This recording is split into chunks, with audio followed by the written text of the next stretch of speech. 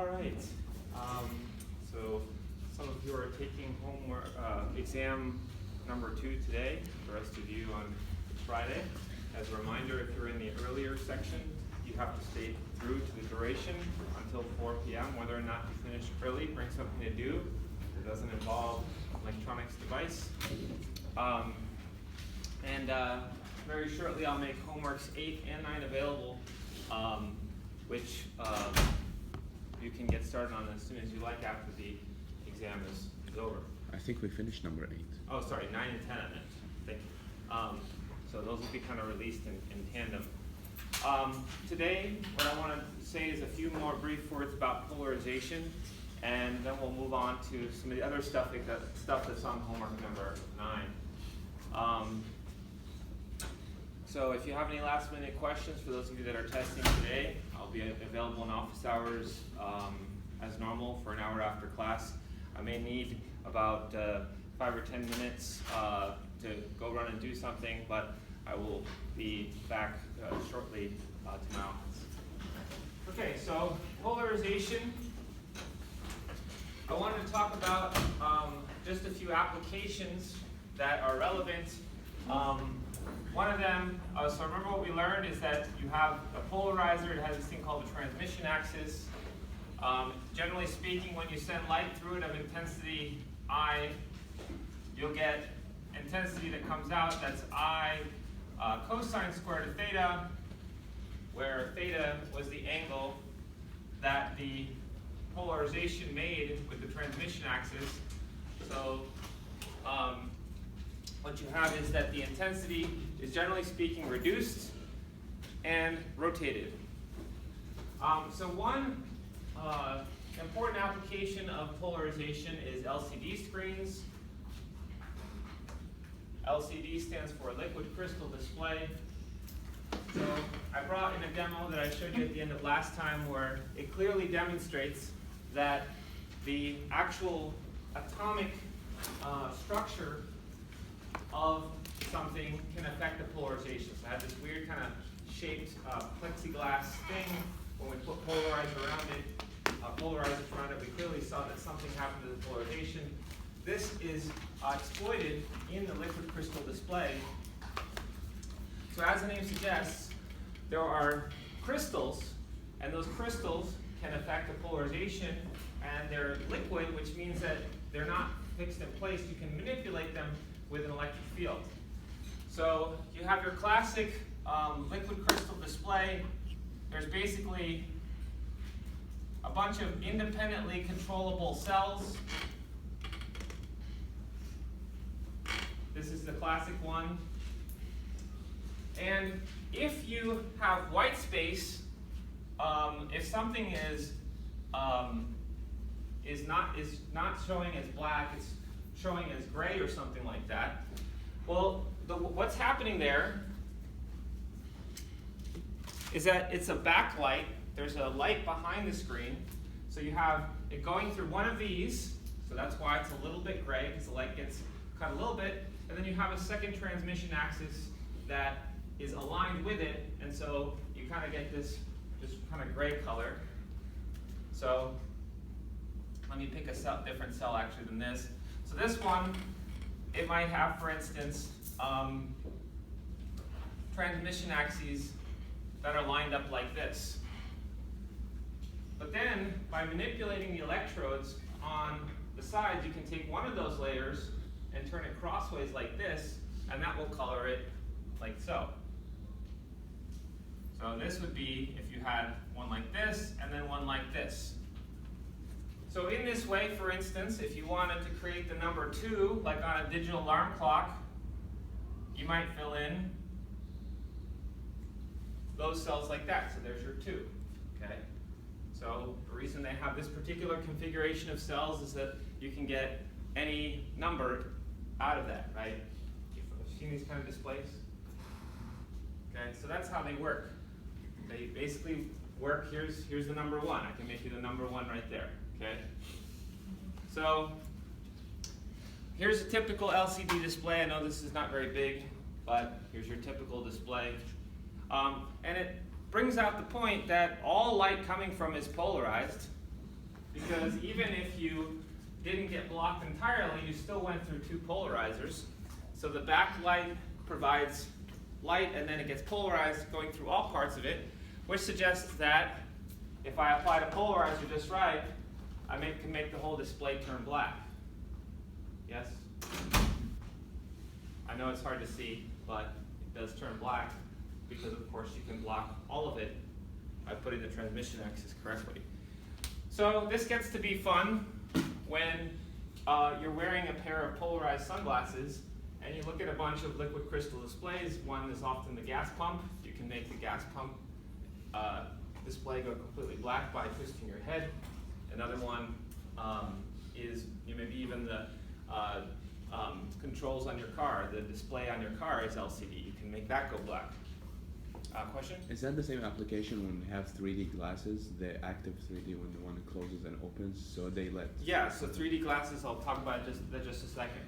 Also with a wristwatch, if you had a wristwatch that looked like this, although no one has wristwatches at all anymore, they're designed so that you can see it just fine going like this, because this is how you might hold your watch, but if you twist them 90 degrees, you can make the display go black. So the question then is, how would you design sunglasses so that you don't look at every single LCD display in the world and see it go black? Well, there's a reason why sunglasses are designed the way they are, and that's the topic that I'm going to punt to a little bit later.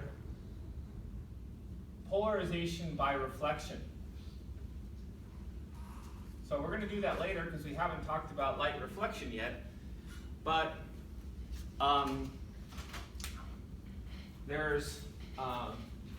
you might wonder in the first place, why do you have polarizers on your face? How do they help?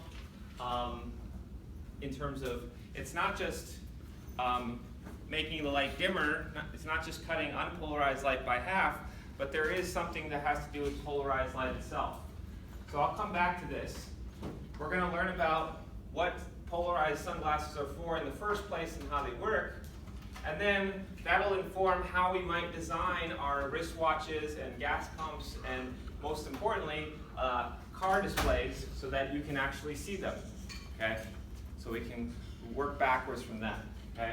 So we'll talk about this later. Finally, let me talk about another application, 3D glasses. Okay, so first, just a basic primer on how 3D works. How do your eyes see 3D? You have something called stereoscopic vision. You get two pictures of the world which are slightly off, right? One going to one eye, one going the other, right? You go like this, you see slightly different things. That's what gives you the illusion of 3D. Well, it's not illusion, I guess the world is 3D, but you can see the world in 3D, right? So then, if you want something that's coming from a flat screen, like a movie, to be seen as 3D, you need a way to send independent signals to both eyes. So slightly different pictures, right? Then your brain will resolve that the same way it resolves your real stuff that you see in person, okay? So there are a number of different techniques for doing that. We started off many, many decades ago with the kind of most simple way to do that. They project two pictures slightly off from each other, one's red and one's green. And then you put a red filter on one eye and a green filter on the other. Have you ever seen these old-timey 3D glasses? Mm-hmm. Okay, so you can do it like that, but the boring thing about that is that the colors are awful, right? You're watching a movie that has terrible color.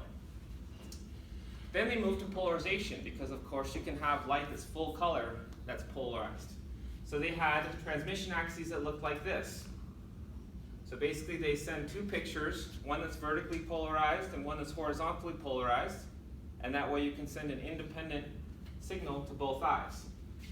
What they discovered with this is that when people started to accidentally tilt their head, of course you get mixing between the two channels, it starts to look blurry, but people very quickly figured that they could hold their head horizontal to get a more pleasurable viewing experience. Now these days, if you go and you plop down the extra whatever it is, $6, $7 at this point for tickets to go see a 3D movie, you can tilt your head all you want and you won't get some weird blurry picture. Now they use more advanced polarizations, okay? Now we've been talking about linear polarization. It can be vertically, so if you have a vertical polarization or a horizontal polarization. Well, you can do lots more interesting things than that. So if you shake a charge vertically, you'll make it vertically linearly polarized. If you shake a charge horizontally, you'll make a horizontally polarized. But you can also shake the charge like this: vertical, horizontal, vertical, right? You can actually change the plane that the charge oscillates in. And what that does is it creates a wave that goes like this. Okay? So the plane of polarization rotates. It's like a corkscrew. Okay? And so the transmission axis for that is not like this, it's like this. It's like a threaded keyhole, right? So it's like, you can have clockwise transmission axes and counterclockwise. So then what you do is you send, we call that circularly polarized. It's because the plane of polarization rotates. So you can have one eye that has a counterclockwise transmission axis that only allows light through if the plane of polarization is rotating in that direction, and the other one in the other direction. So then you can twist your head all you want, but the transmission axis of one is still clockwise and the other one is still counterclockwise. So you can go nuts, you can lie on your side if you have enough seats in the movie theater to do that. Just take yourself a nice nap, watch the movie will look just fine. Question? Maybe I know it's slightly off topic, but does that mean that they shoot the light through a magnetic field at an angle so that they make the charge moment? Well, there's a number of different ways to get the stuff to rotate. Yeah, let's talk about the techniques for doing that. But I'm just trying to give you the tip of the iceberg for how you might make the plane rotate. One of the ways that you might think would be easiest is to make it actually oscillate the charge that's causing it, kind of go like this. But it turns out sending it through some materials can actually cause it to rotate. So there's a way to manipulate it after the fact to get it to rotate. Okay, so that pretty much closes out polarization. Just wanted to give you a sense of the advanced applications of that. So the next thing we need to do is obviously we need to get on to how light interacts with the material. So we need to catch up on that, and we'll come back to this later. So light interacting with a material. Now, just for full disclosure, the equations that govern how light interacts with matter are largely beyond the scope of the class, so I'm going to have to tell you a couple things that you're going to have to take as something we can't really prove.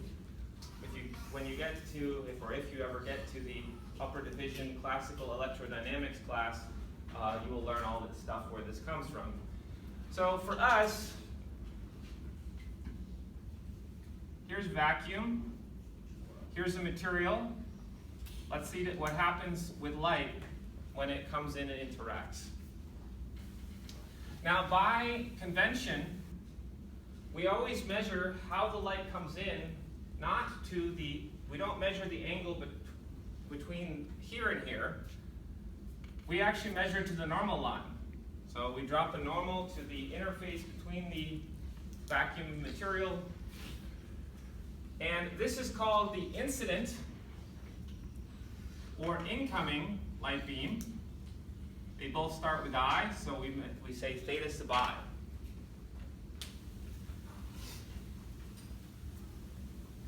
So what essentially happens is that the light is absorbed by the material, so the charges in that material start shaking, and then they in turn pass forward light beams, and they only get passed forward in particular directions. So we will have what's called a reflected beam. So part of the light reflects, and part of it will pass through into the material, and this is called the refracted beam. We also quantify those in terms of the angles they make to the normal. We'll call this theta sub r for reflected, and since refracted starts with R2, we have to do something else. I call it theta sub t, t for transmitted into the material. Okay? So, first a word on energy conservation. Obviously, whatever energy is carried into the situation from the incoming beam has to be found in the reflected and refracted beams, right? Finding out what the split is beyond the scope of the course, okay? So you can't just say it's 50-50, 50%, 50%, or 25%, 75%. It actually depends on a number of different factors, including what are the properties of the two things on either side, vacuum and material, or material and another material. And also depends on the incoming angle, and also depends on polarization. It depends on a lot of things. So beyond the scope of the course,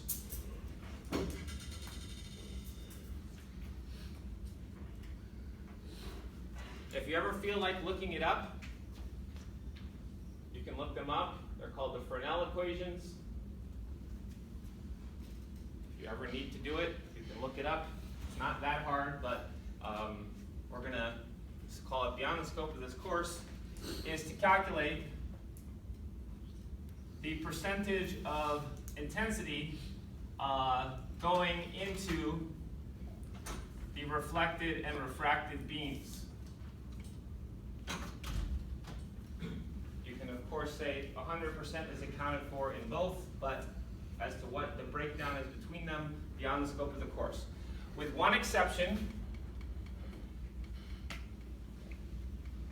and we'll get to this a little bit later, maybe even later today, a phenomenon called total internal reflection, or TIR for short. And as the name suggests, it's total reflection. That is where you have 100% reflected light. All of the light is reflected, and implied in that, of course, is that there is none refracted. Okay? So we'll get to that a little bit later today, hopefully. But first, we should just talk about the basics of the angles. So what are the angles? So not just how much intensity goes out in each beam, but what are the angles that they make? Well, the law of reflection is so basic that no one, I guess, put their name on it. Equal angles. That's it. Can I claim it? What's that? Can I claim it? I think you're too late to claim that. Some people will know that you didn't come up with it, right? So as you increase this, this will increase. In fact, they match all the time. So what I'm going to do is talk about the law of refraction. And this does get a name for the person who came up with it, Snell's law. And it's a relationship between the incident angle and the transmitted angle, or refracted angle. Now, I can motivate why that occurs the way it does.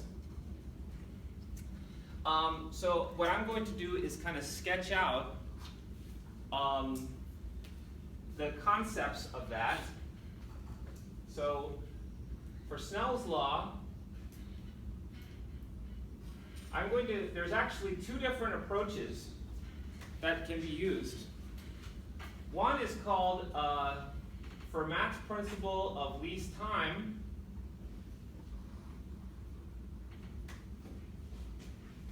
And the other one is called the wavefront picture.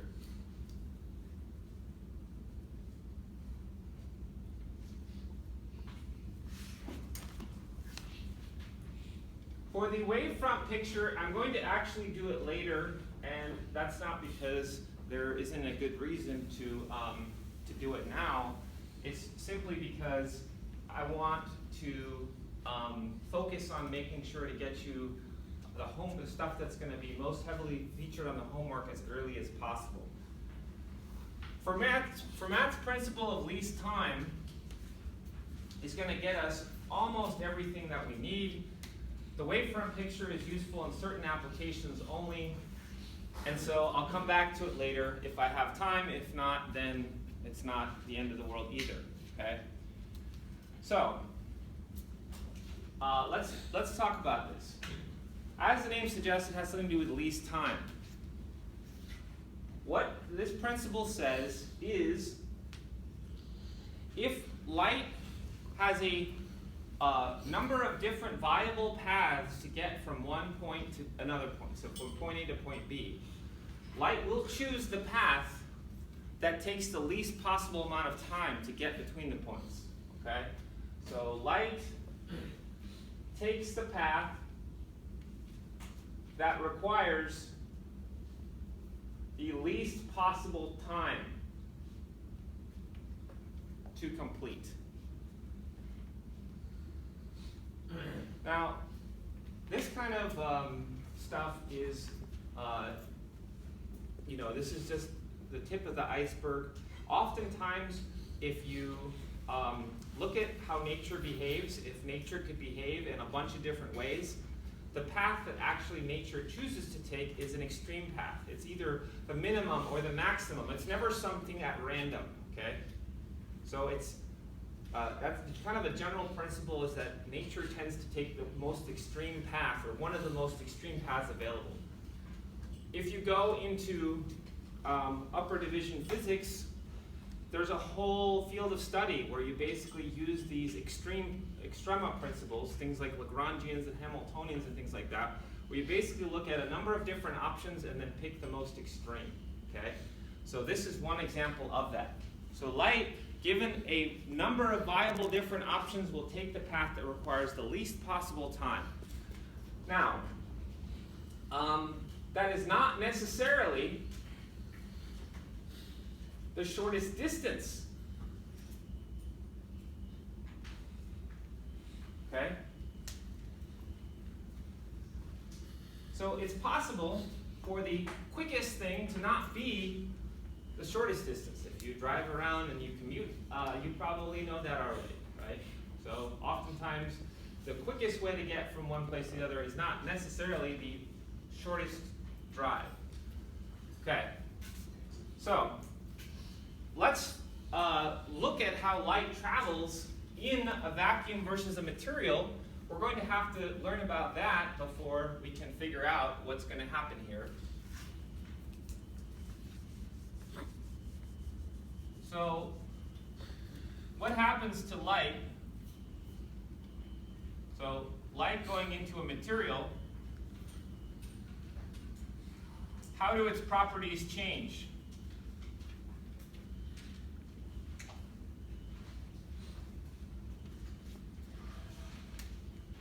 So, a little bit of background on that so we can come back to the principle of least time. So first of all, it hopefully won't surprise you that light travels slower in a material.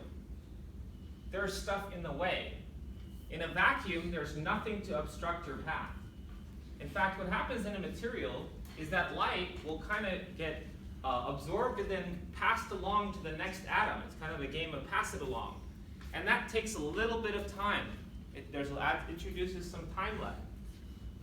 And so, when light goes into a material, it slows down. I guess let me draw here. Here's the vacuum, here's the material. I'm going to draw it sideways because I'm not good at drawing waves that are vertical. So in a vacuum, of course, it obeys like any wave, v equals f lambda. The vacuum light speed is c. And we might call the frequency and wavelength f naught and lambda naught.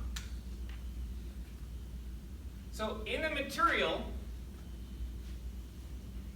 light slows down.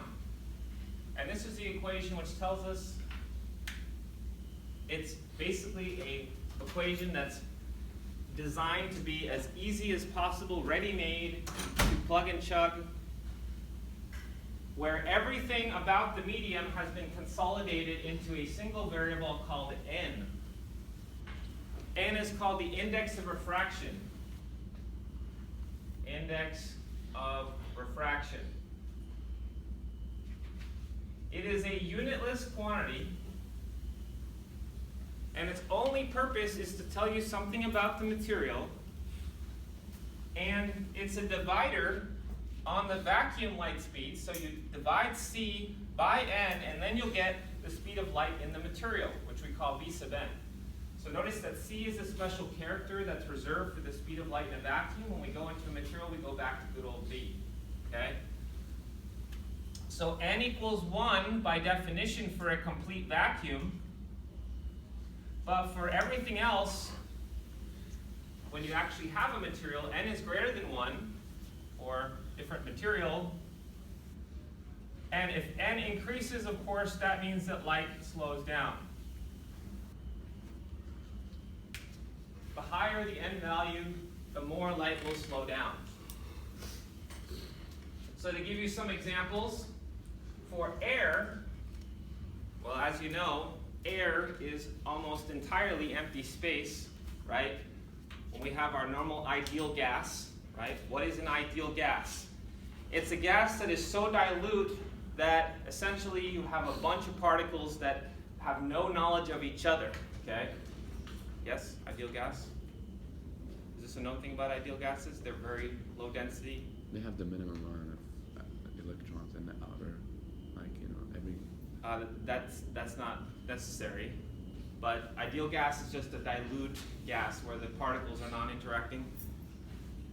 Never know. You guys got me worried now. You guys know PV equals nRT? Yes, sir. Okay, that assumes that there is no interaction at all between the gas particles. Okay? No, again, repeat. There's no interaction in the gas particles at all. Okay? So for air, there's barely any n that's very small. And so the speed of light in a material like air is less than, but basically approximately equal to the vacuum light speed. Believe it or not, that is a mathematical symbol. Less than, but approximately equal to, okay? But when you start to get into materials that aren't just mostly empty space, then you start to have appreciable values. For instance, water, it's 1.33. So that does slow down light more than just a little bit, more than just a tiny negligible amount. And you can get to something like diamond, which has one of the highest N values of naturally occurring materials. It's 2.62, I think. If not, then, well, let me check. I have my data sheet right here. There's a whole table there for you. Diamond.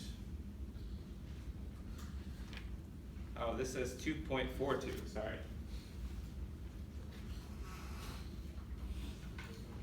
Okay. You can make materials in a lab that have N values in excess of 1 million. They can slow down light so much you could outrun it. Okay. But as far as naturally occurring materials, that's pretty high. Question? Can N be less than 1? It cannot, because that would imply there's some material where light can travel faster than the speed of light in a vacuum, which is the ultimate cosmic speed limit that you cannot break, right? So N is equal to 1 for a vacuum. It's greater than that for everything else, because anything you put in the way will cause light to slow down, never speed up, right? Question? Is that an experimental value, or could you derive that? You can derive it, yes. I'm not going to get into how, but it comes from the permissivity and permeability of the material. You may have talked about the permissivity and permittivity of free space. This is a property of the material. If you take upper division electromagnetism, you'll learn how to do that. Basically, it comes from the dielectric constant of the material, which you may have talked about with dielectrics for capacitors, and there's a similar quantity for magnetic as well. Light slows down. And as we learned, and this is something we learned about sound waves as well, the quantity that's preserved when you go from one medium to another is actually frequency. So over here, a frequency is preserved. I can't remember what homework problem it is, but I know it's on homework 4. There was a problem where you pluck a guitar string, right? So you have the string vibrating, and then it vibrates the air around it at the same frequency. So as you have the wave going on the strings going to being the wave in the air, the property that's preserved of that is the frequency. It may not have the same speed, it may not have the same wavelength, but it has the same frequency.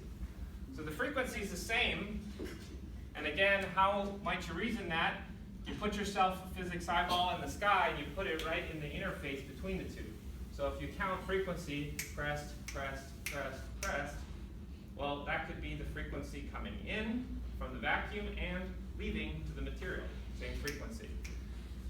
So what we find that since frequency is constant, then V is actually proportional to the wavelength, which means that if you slow down and travel slower, then the wavelength will also be smaller. In fact, the wavelength will be affected by the same factor as the speed.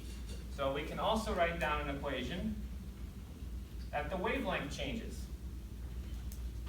by the same factor.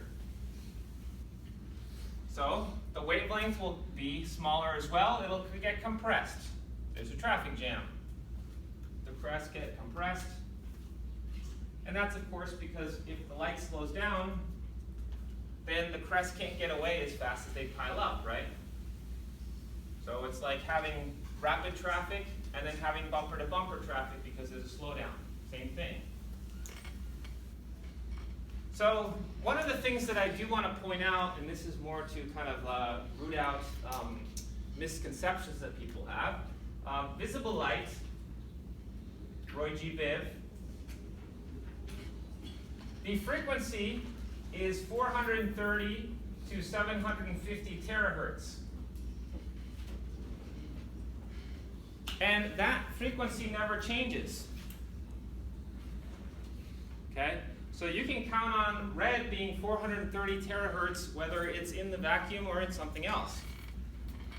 The range of wavelengths that is typically stated here for this is vacuum wavelengths, and that is 700 to 400 nanometers. That's a lot easier to say, and it's a lot more common to say, but the problem with that is that you get these false associations, that red is always 700 and violet's always 400. That's only true in a vacuum. If, for instance, you had a material where n equals 2, then in that material, we'd have to cut these by half, so this would be 350, and this would be 200. So if someone says, oh, you can't see 200 nanometer light, surprise, it's actually, violet is 200 nanometers in this material, okay? So the thing to understand is that the frequency is something that is more directly associated with color. A red is always such and such a frequency, violet's always such and such a frequency, but what wavelength that corresponds to changes depending on what material you're in, okay? In a material where n equals 2, violet is 200 nanometers and red is 350, okay?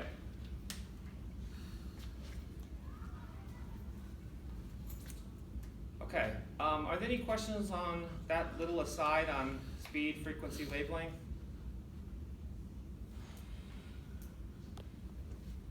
Okay, so again, if you're in chemistry class or something and someone keeps referring to violet as 400 nanometers, you can be the annoying person in the back that says in a vacuum, okay? Because that's not always true, right? Now, back to the Snell's law. Light takes the path that requires the least amount of time. The main thing that I need from our discussion, well, first of all, I've been drawing what we call light rays. I haven't been drawing the wave at all. But what I do need is this, that light slows down. That's going to inform the principle of least time, okay? So let's talk about this. Now, if you have a material, so you have vacuum, and you have material. Let's take a point A and a point B. How would light, if at point A and having to travel to point B, how would it travel? Well, here, it would do this. that is the quickest way to get from point A to point B. So in this particular case, the quickest happens to also be the shortest distance, right? If you went over here, did something like this, clearly that is a longer distance and it would take a longer time. You don't do yourself any favors by having to travel further in both of the materials, or the vacuum and the material. So when it gets interesting is when you have point A and point B like this.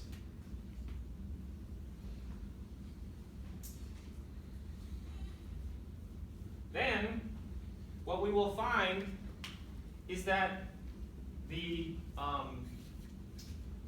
shortest time and the shortest distance aren't the same thing, and light chooses to take the shortest time. So let's do it.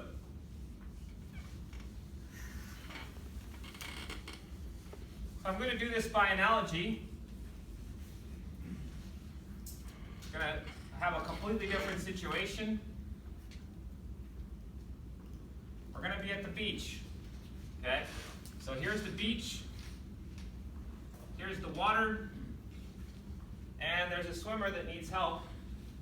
But the lifeguard is not directly in front. The lifeguard is over here.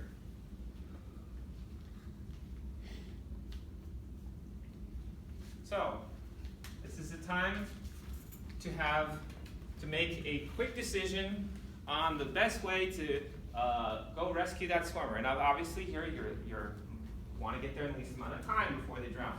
Okay? So let's take a look at the different options. Well, you might think the shortest distance as the first option, but that's not really leveraging the situation the best as possible. The reason why is that any person can run much faster on the beach than they can swim in the water. All the world records at a given distance are faster when you're running that distance versus when you're swimming it, right? Water is a more dense material. You get more drag going through it. So that's not really leveraging the fact that you can run faster and swim slower. So then you might think, okay, what about swimming as little as possible? So we'll run as long as we possibly can, and then swim the bare minimum of distance. Well, that has its advantages too, but the problem is you're going too far out of your way. Okay, that's too much in the other extreme. So it turns out that the Goldilocks approach is to strike a balance between the two.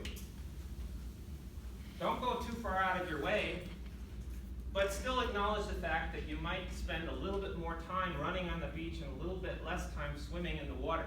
Okay, that's the least time. That's how you can get there the quickest.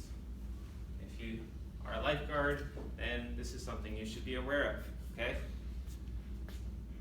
So, that is exactly what light does as well, okay?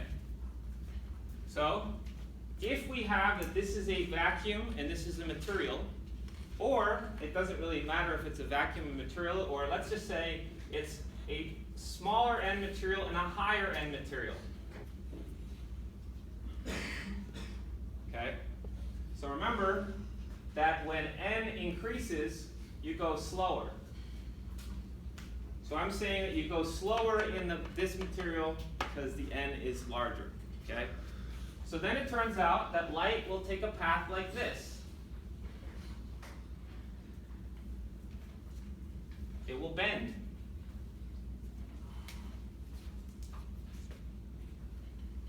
That is the least time. It's not the least distance, but it's the least time.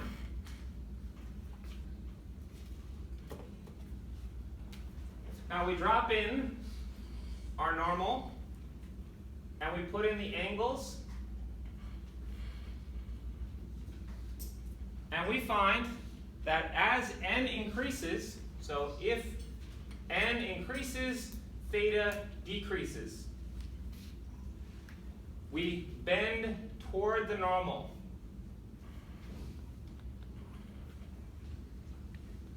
So if we go into a material where the light travels slower than the one that it came from, the light will bend toward the normal.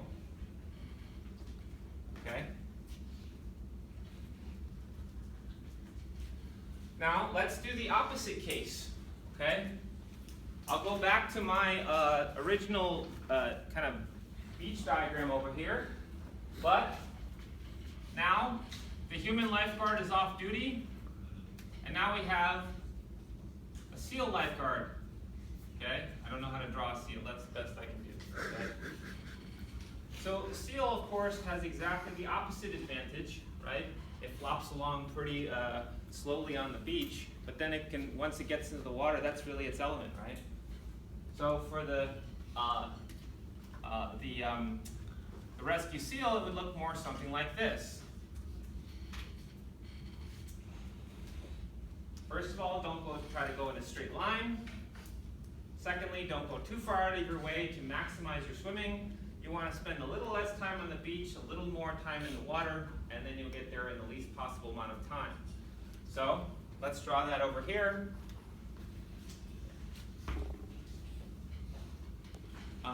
Oh, sorry guys. Can you make that out? Okay. So here we're in a higher N going into a lower N. Okay? So again, remember when N decreases, we can go faster. And so in this case, it would look something like this. You'd bend away from the normal. So if we talk about our angles, it would look like this. So as N decreases, theta increases. You bend away from the normal.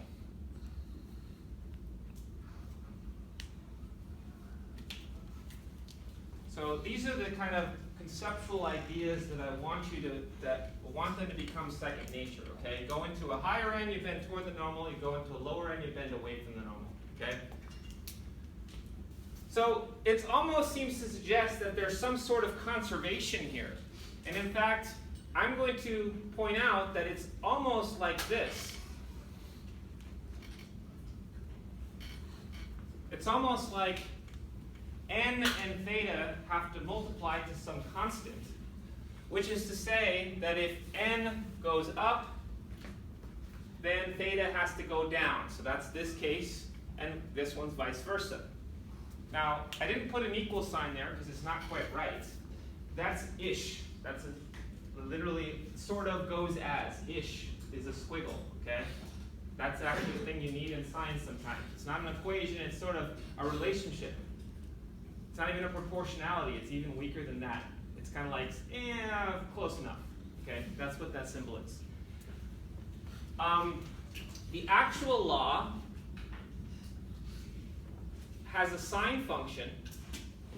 This is Snell's law right here. This is the law of reflection. And I don't think it's particularly informative to do the whole derivation to get the sine functions in there, because we've already kind of captured the essence of the equation using just our principle of least time. Now, if you're concerned that the sine function throws a completely crazy wrench in the works, because obviously a sine function is not the same thing, let me point out that these angles that we're talking about can only range from 0 to 90, okay? That's it, right? They can be 0 degrees if you come in right along the normal, or at 90 at biggest. And from 0 to 90, the sine function is not very exciting. So from 0 to 90, sine theta versus theta, well, from 0 to 90 degrees, it looks like that, which is not really so different from just a slope, a line of slope 1, right? It just deviates at the end a little bit. They are both, if theta grows, then sine of theta grows too, okay? So the essence was already captured by our rough relationship, and the sine function doesn't really change anything in the situation. So that's Snell's law. Okay, bend toward the normal when you go to a higher end. You bend away from the normal when you go to a smaller end. So let me show you this. Okay. So I have here a refraction tank, as it's called. We can actually see this stuff working. I have air in the top and I have water on the bottom.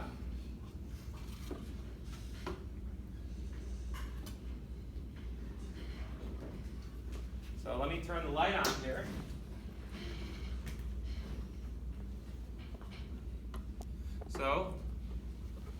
So first, I'm going to send the light in 0 degrees to the normal. So here's what I'm seeing, this, right? So you can see in this equation, if this angle is 0, this will be 0. So there's no bending yet. All this bending business starts when the angles are something other than 0. So the bending starts with incident angles that are greater than 0, okay? So let's take a look at an example. Now you can see that the angles are marked, the 0 degrees is marked here. Let me send this in at 30 degrees. And hopefully you're seeing that the light bends toward the normal, okay? If you are close enough, you can read it. The incident angle is 30 degrees, and this is 25. only 25, 23 or something. You can calculate that using this, using the index of fraction of error, and then for water, which is down there at 1.33, okay? I can increase it a little more. So 50 degrees is what I send it in at. It comes out at 30 something. You see it bending toward the normal? Yes? Okay? And so on and so forth. I send it in at 80 degrees. You can barely see it now, but it's coming out at 50 something. Let me back it off a little bit so you can still see it. Okay, so that's bending toward the normal. Okay? So let's try bending away from the normal.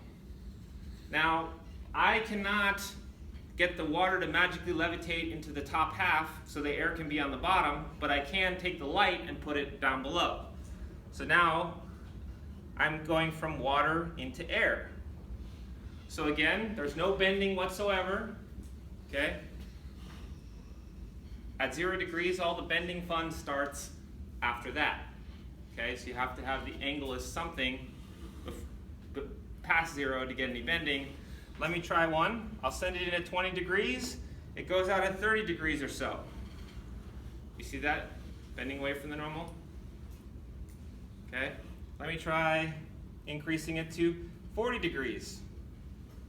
Okay. So it bends away from the normal. It goes out at 60 or so. Now this is also an opportunity for me to remind you that there are two beams, right? There's a reflected and a refracted. If you didn't see the reflected one before, it's not that it wasn't there, it's just that, remember that the amount of intensity that goes into each beam is beyond the scope of the course, but if it's too faint, you won't see it.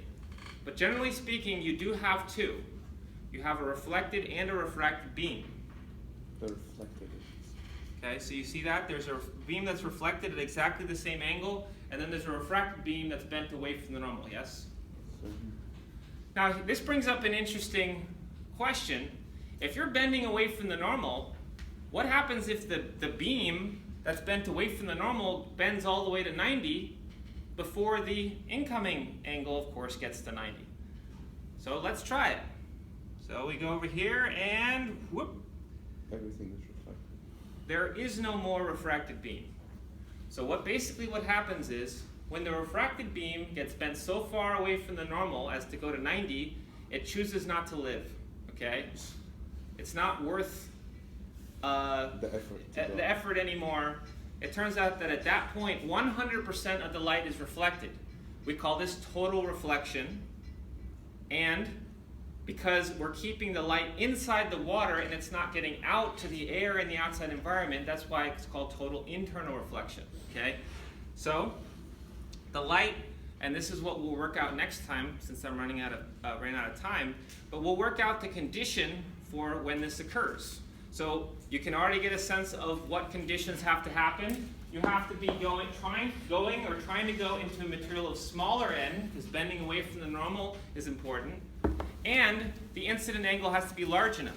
Now, if I put my hand in here, just to convince you, my finger is not at all lit up because the light is bouncing and being returned into the water, none is coming out. If I poke my finger just a little bit into the water, it lights up like ET, The light beam is there, okay? Okay, but if it's not there, if it's not in the water, you can't see it. So this is where the total internal reflection starts, and let's find out what happens when it gets bigger. Well, we never get it back, okay? So once the refracted beam has decided to not exist, it cannot be recovered. So we'll work out the math on that on Friday. That's it for today. Thank you.